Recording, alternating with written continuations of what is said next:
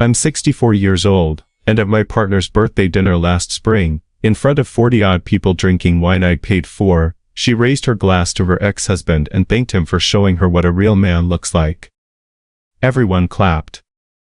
Then she glanced down the table at me and said, "And thanks to him too, I suppose." 11 days later, she found out exactly what I did for a living before I retired. Let me back up.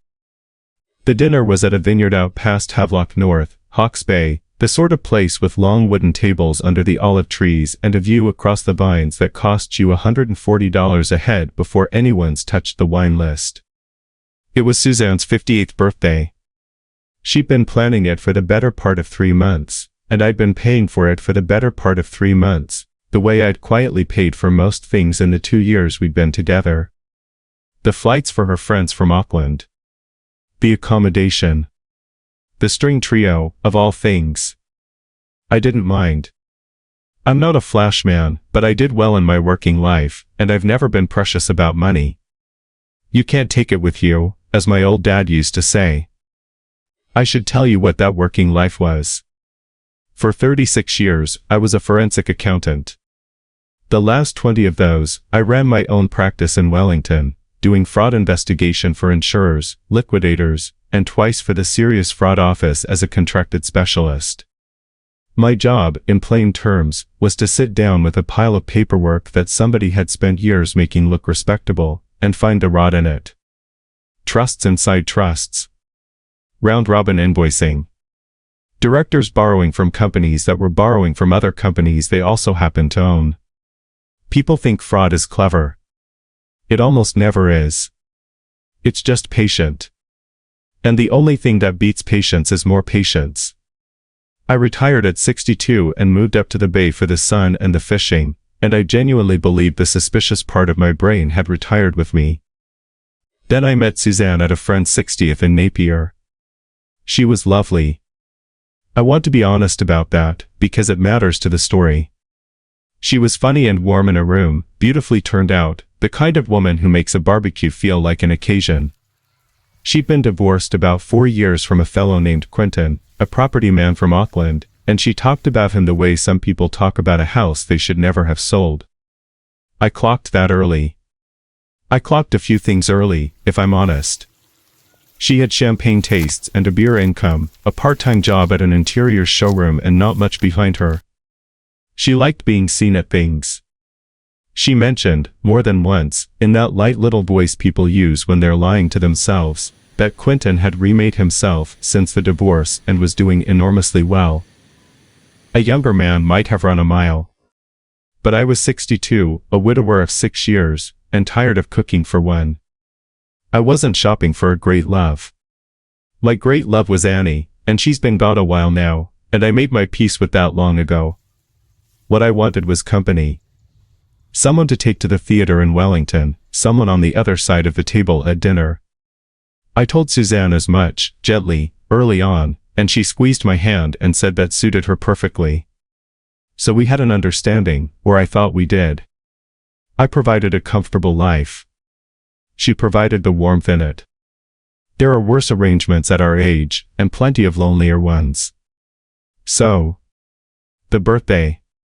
The toast. She stood up under the olive trees with her glass held high, and she did the rounds, her sister, her girls from school days, her walking group. All fine. Then she paused, and her eyes went to the far end of the table, where, to my surprise, Quentin himself was sitting. She'd invited him. I hadn't known until he walked in, silver-haired and tanned like a yacht broker, with a handshake that went on 2 seconds too long. "And I have to say something to Quentin," she said, and her voice went soft and theatrical. "We didn't make it, you and I. But you taught me what I deserve. You set the standard. You raised the bar, darling, and every woman should be lucky enough to have a man do that for her once." 40 people clapped. Somebody whistled. Quentin did a modest little bow, the absolute prick. And then, as the clapping died, Suzanne's eyes slid down the table to me, sitting there beside the wine I'd bought, and she gave a small flick of her hand and said, "And thanks to him too, I suppose." Her friend Marilyn, a woman who'd never once looked at me without doing sums, laughed into her glass. A few others tittered. And that was it. 2 years, and I was him too, I suppose. I want to tell you I felt hurt. The truth is stranger. I felt the way I used to feel on day one of an engagement, when a managing director slides a beautiful annual report across the desk and tells you everything's in order. A sort of cold, pleasant waking up. Because here's the thing about my trade, nobody humiliates you by accident in front of 40 witnesses. That toast was constructed. It had a purpose. I just didn't know what it was yet. I didn't make a scene. At our age you've seen enough scenes to know they never help the person making them. I smiled, I lifted my glass an inch, and I spent the rest of the evening being charming to her sister. But driving home that night with Suzanne asleep in the passenger seat, I made a quiet decision, this was over. I'd end it kindly in the next week or two, help her get sorted, and wish her well. Walk away. That was the whole plan. I'm telling you that because of what happened next, and I wanted on the record that I was halfway out the door with no hard feelings. 4 days later, my old client Roger rang me. Roger's a retired orchardist, late 70s, more money than he'll ever spend and careful with every cent of it, which is how he kept it. I'd done work for him twice over the years. Just wanted to say, he said, good on you for putting your name behind that coastal syndicate. If it's solid enough for you, it's solid enough for me. I've told them I'm in for 200. I sat down. What syndicate, Roger? Long pause. The Quinton Fellow. Apartments up the coast, pre-development stage. Your Suzanne's been telling everyone you've run your ruler over the books and you're investing yourself. Half the bridge clubs heard it. I thanked him, told him not to sign anything, and hung up. Then I sat in my kitchen for a long time while the jug boiled and went cold. That was the purpose of the toast. I finally understood it. Quinton hadn't been invited to that birthday as a sentimental gesture. He was being presented. And I was being repositioned, publicly, carefully, from partner down to him too, I suppose, because you can't have the retired fraud man looking like he matters too much. He just needs to matter enough. Enough that his name, whispered at the right tables, oh, he's looked at it, he's very comfortable, turns a dodgy property scheme into a sure thing for a district full of retired farmers and orchardists sitting on their life savings. My reputation, 36 years of it, was being spent like a stolen credit card. And the people it was being spent on were my friends. So, no. We weren't breaking up quietly anymore. I'll tell you what I did, and I'll tell you straight, because some of you will think I went too hard, and you're entitled to that opinion. First, I did what I'd done my whole career. Research. Quietly, properly, legally. Everything I'm about to describe came from public records and a few phone calls, the company's office, the property registers, court records, and one old colleague in Auckland insolvency who owed me a lunch. It took me 6 days, and honestly, it was the most alive I'd felt since retirement. Quinton's empire was cardboard. The enormously successful remade man had 3 companies, 2 of which existed mainly to lend money to the third. The coastal development had no resource consent, it had a declined application and a resubmission sitting in a council queue. The land itself carried 2 mortgages, the second with a lender in Auckland whose interest rate told you everything about how the banks had already voted. His previous syndicate, for years back, had ended with a settlement and a confidentiality clause, which is why nobody in the Bay had heard about it. And the gorgeous European car he'd parked at the vineyard like a prize bull was leased through one of the shell companies, which was in arrears. The man wasn't a developer. He was a drowning man selling tickets to a lifeboat that didn't exist. And one more thing turned up, the thing that answered a question I'd never quite let myself ask. The divorce. Suzanne always told it as her walking away to find herself. The court file told it differently. Quinton had left her abruptly, right after her father died, and it turned out the family money she'd grown up adjacent to had been spent decades ago. He'd married the idea of money and divorced the fact of there being none. The man she toasted for raising the bar had dropped her the moment she stopped looking like an asset. And now the two of them had patched up exactly enough of an alliance to farm the one asset she had left. Me. While I was digging, I made one small move at home. Suzanne had been pressing me for weeks to come along to a little investor evening Quentin was hosting at a winery. Just supportive, darling, you don't have to say anything, just be there. Just be there. Just be the silent endorsement standing by the cheese table.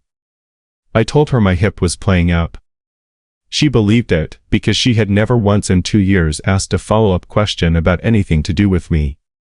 Then I went to work. I didn't write anything anonymous. I didn't need to. One of the privileges of being an old man with a long career is that your name still opens doors, and the irony of them trying to steal that name is that it worked perfectly well when I used it myself.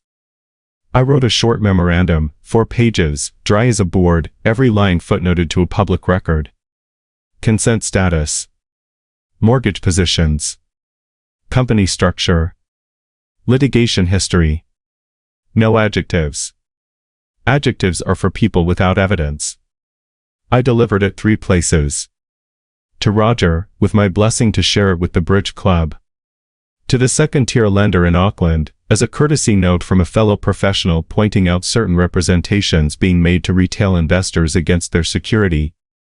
And to a young woman at one of the business desks who'd interviewed me years ago about finance company collapses, with a 1-line cover note, you might find the consent file interesting.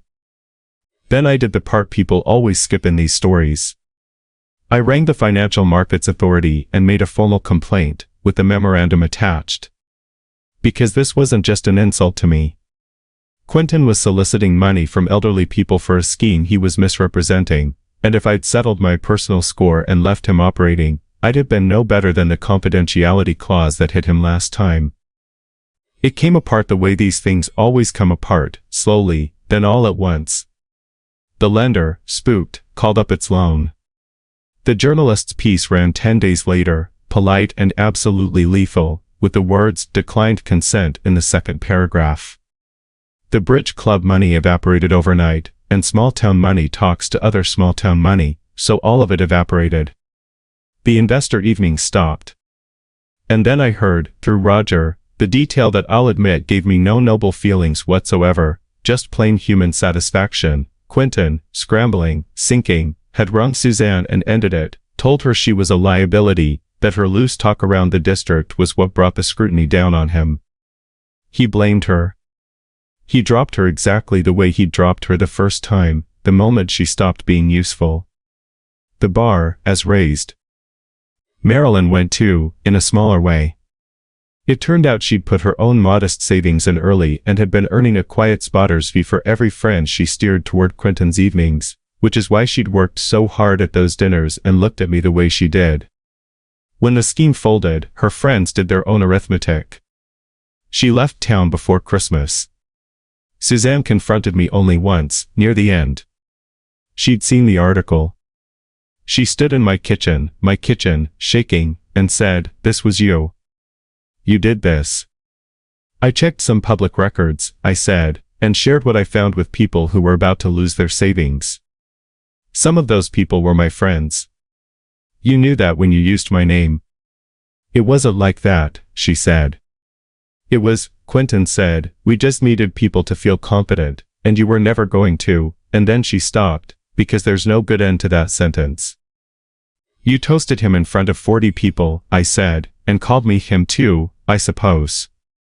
I want you to understand something, because I don't think anyone's ever told you. I spent 36 years reading documents that were dressed up to look like one thing and turned out to be another. That toast was a financial statement, Suzanne. I audited it. The numbers didn't hold up.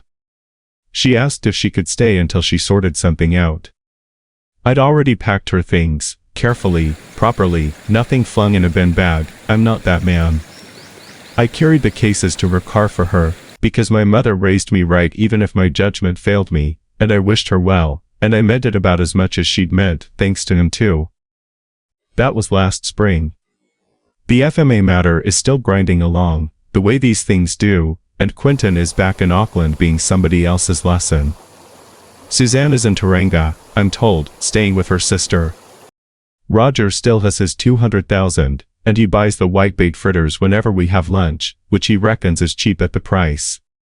And me? I'm alright. Better than alright, some mornings. I learned a few things at 64 that I'll pass on for free, which is more than Quentin's advice ever cost anyone. When somebody shows you where you rank, believe them the first time, but before you walk away, check what they wanted your name for. The insult is sometimes just the cover story.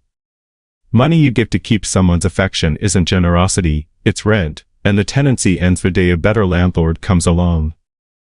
And don't ever mistake the quiet old fellow at the end of the table for furniture.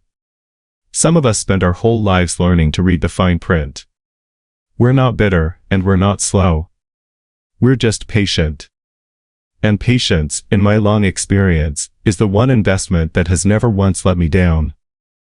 I've had a long time to sit with what happened that spring, and the older I get, the more I believe nothing in this life arrives by accident. Suzanne didn't end up in her sister's spare room in Tauranga because the world is cruel. She ended up there because of a chain of small choices, each one leading to the next, the way one dodgy invoice always leads you to the next if you're patient enough to follow it. She chose to chase a man who'd already proven what he thought she was worth. She chose to spend my name like it was hers to spend. And when you build your life on borrowed credibility, the loan always gets called in eventually. That's not bitterness talking. That's just arithmetic, and arithmetic doesn't care about your feelings. What I want to say to you, especially if you're younger than me and still doing the sums on your own life, is this. There were 3 things I leaned on through all of it, and I'd hand them to you if I could. The first is character. I never lied. Every line in that memorandum was true and footnoted, and that mattered, because a true thing can stand on its own in daylight while a clever lie has to keep moving. Quentin was clever. I was honest.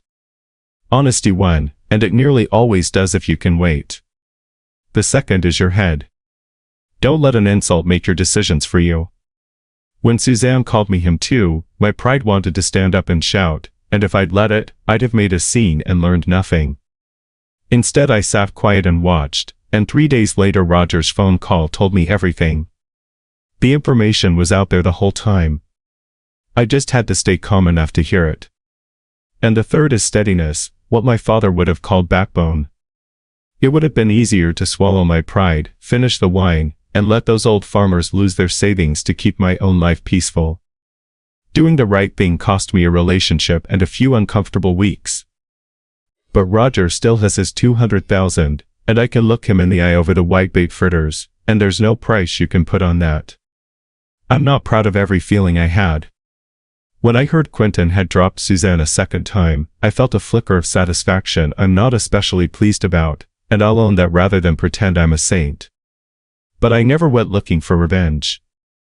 I went looking for the truth and then I refused to sit on it.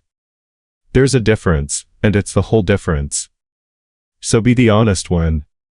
Be the calm one. And when the moment comes, be the one with the backbone to do the hard thing. People will mistake you for furniture your whole life. Let them. The quiet man at the end of the table, the one nobody thanks by name, is very often the only one who actually knows how the numbers add up. And patience, in my long experience, is the one investment that has never once let me down.